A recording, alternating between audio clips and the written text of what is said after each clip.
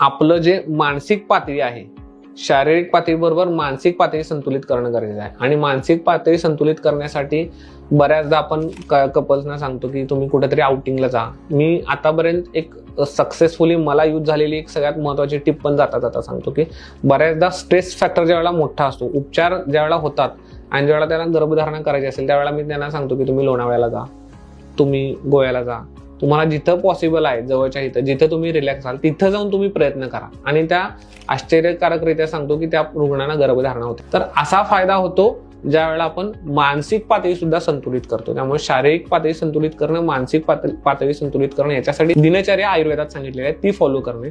दिनचर्याबरोबर अजून एक भाग असतो पर्टिक्युलरली स्त्रीने फॉलो करायचा, रजस्वला परिचर्या.